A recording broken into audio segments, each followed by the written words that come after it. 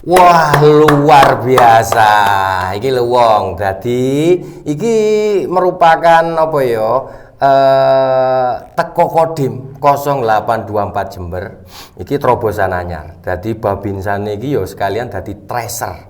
Tracer iku apa sampeyan kan wis ndelok beritane. Aku nek kok jelasno basa asing rada gak cetha, soalnya kan ilatku mlungker. Tapi sing jelas duduk kok cuma tenaga kesehatan tok sing nanggone ngarep menangani COVID-19. Tapi ya termasuk bapak-bapak TNI juga bapak-bapak Polri. Sing jelas tujuannya kuwi apik dan matur nuwun nanggone komandan Nang Dandim, Pak Dandim, Pak Laude. Wah, jan luar biasa terobosane. Nah, wong kaya biasane wong, iki dinane Senin. Dina Senin iki pasti ana pojok khusus kanggo kanca-kanca UMKM nanggone Kabupaten Jember untuk menunjukkan hasil karyanya. Cekne niate cuman siji. Cekne wong Jember iki bangga karo produk-produk lokale Jember. Nah, lek Senin iki wong iki Senin yang sangat luar biasa menurutku karena tokoh utawa UMKM sing tak undang saiki iki bener-bener luar biasa. Luar biasane apa? Sampeyan ku iso ndelok teko percakapanku, teko dialogku ambek narasumber kita kali ini. Tepuk tangan untuk Mbak Nunung. Mbak Nunung iki dudu UMKM biasa wong. Beliau ini ternyata dosen di sana, Mbak. Dosen Fakultas Teknik Jurusan dan Sipil. Luar biasa. Wong ana nggone taplak wis bolak-balik kok aku Neng Prima ini juga menunjukkan hasil karya produk lokal tentang nanggone Kabupaten Jember ki batik yo tahu. Terus makanan kuliner juga tahu. Tapi sing batik kali iki wong iki batik luar biasa. Sampeyan tak dudui. Batik ini ternyata setiap pola, setiap motif, setiap kain ini mempunyai cerita. Nah, ceritane kaya apa? Iki perlu aku langsung cerita, langsung takon nanggone Mbak Nunung. Cekne pemirsa iso ngerti maksudnya apa sih kok batik punya cerita iki? Maksudnya apa?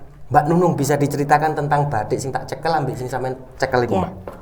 Ralat. Jadi hashtagnya kain punya cerita. Oh, kain punya cerita, duduk batik punya cerita. Karena tidak hanya batik saja. Nggih, pripun. Karena tidak hanya batik saja. Jadi ini merupakan hasil dari putri kami dan juga nanti juga tidak menutup kemungkinan teman-teman dari putri kami seperti itu. Oke wong, iki sing perlu tak jelasno meneh wong, bahwa hasil karya sing tak cekel iki batik iki, kain punya cerita ini adalah hasil karya motifnya ya. Motifnya ini hasil karya putri dari Mbak Nunung yang mempunyai kebutuhan khusus ya Mbak ya.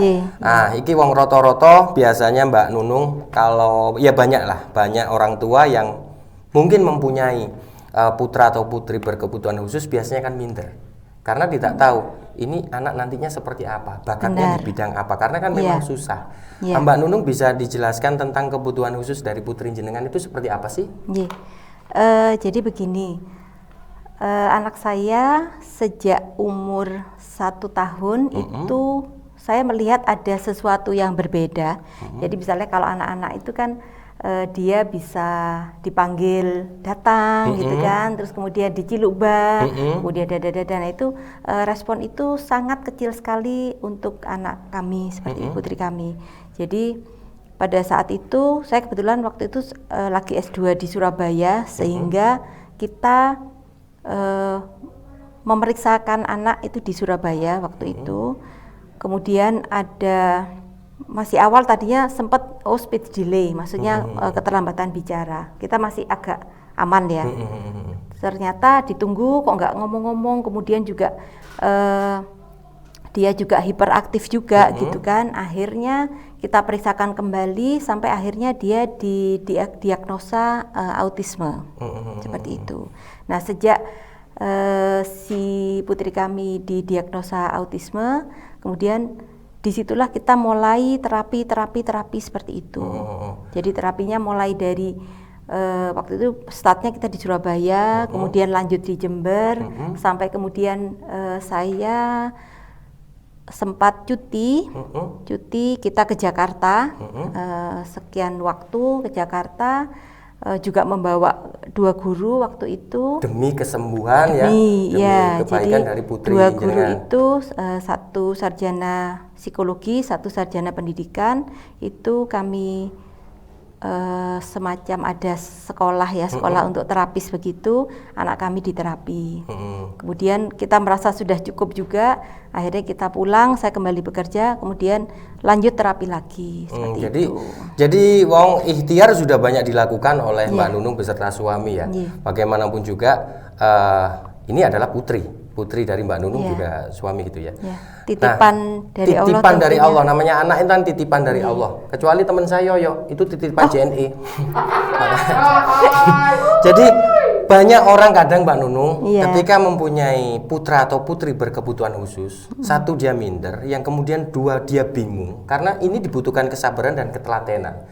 Karena saya yakin seyakin-yakinnya siapapun ciptaan Tuhan itu pasti mempunyai kelebihan dan juga mempunyai kekurangan. Nggak mungkin dia hanya mempunyai kekurangan saja tanpa mempunyai kelebihan, saya yakin tidak ada. Dan ini dibuktikan dari putri Mbak Nunung sendiri, Dek Nafa ya. Dek Nafa. Mbak, iki kok iso, saya ingin dulu Mbak, ini kan hasil coretan dari Dek Nafa. Lah kok ono sing gelem gawe bathik, iki maksudnya itu, saya juga heran sendiri atau ada orang lain, perusahaan lain yang bersedia untuk membuat batik dari gambar Dek Nafa? Jadi begini, saya flashback sedikit. Jadi setelah sekian tahun, belasan tahun si Nafa ini kami terapi terus ya, untuk menjadi benar-benar normal seperti anak normal itu.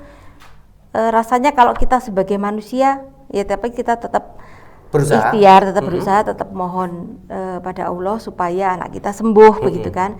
Cuman sekian waktu terapi dia umur bertambah terus sampai kapan seperti itu.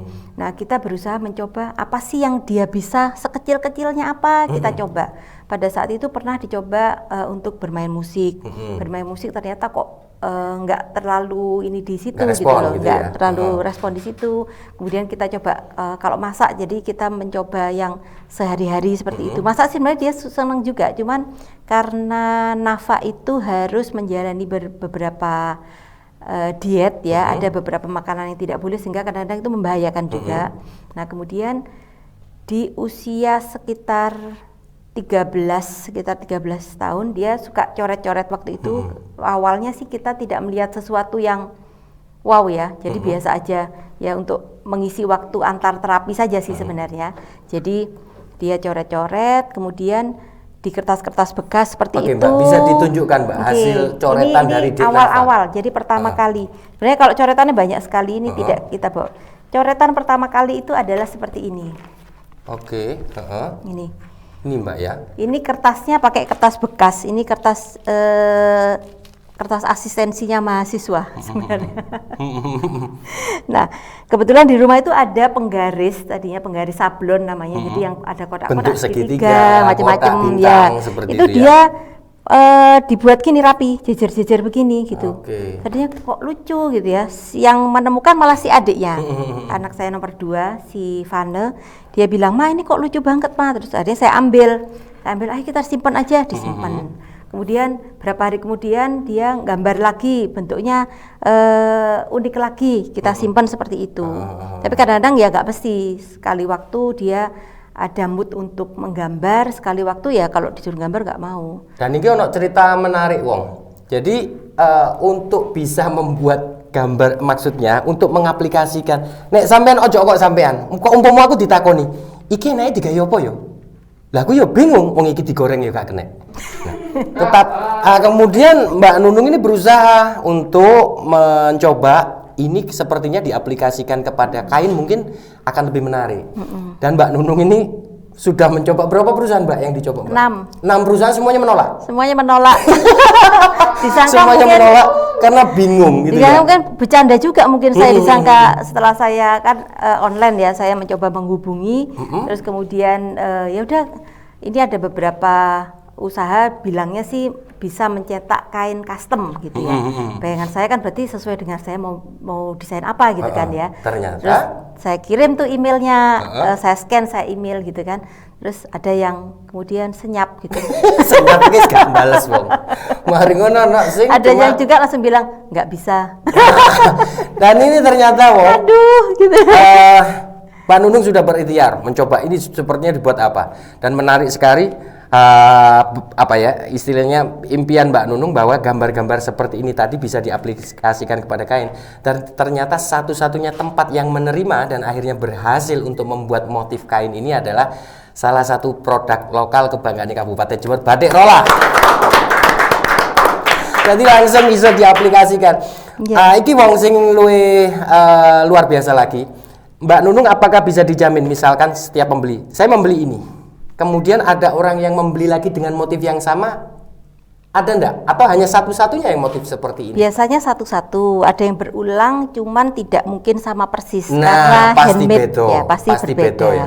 Jadi bisa dikatakan lek sampean tumbas mempunyai batik ini bisa dipastikan gak ono sing madani. Yeah. Soalnya kadang-kadang Mbak Uwong kan males lek dipadani. Yeah. Ngaku ya tahu kok lungo, lho kok tiba ono sing padha balik aku Mbak. Kembar 10 lagi. Ijo maneh, lho kok padha meneh. Akhirnya aku gak budal nang omah tok.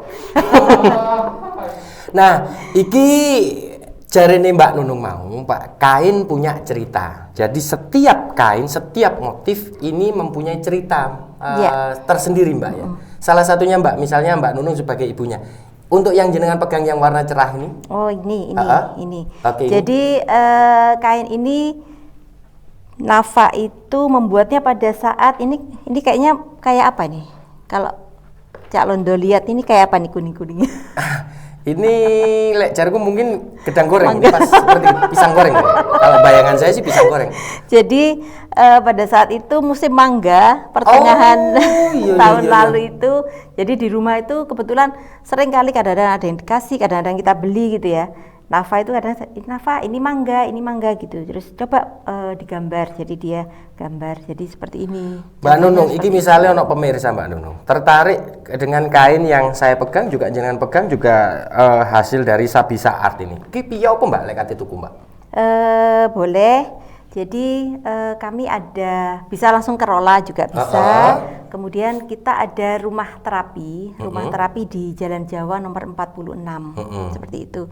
Jadi kebetulan saya di keluarga ada yayasan namanya Amalia Bakti Patmo Soekarto.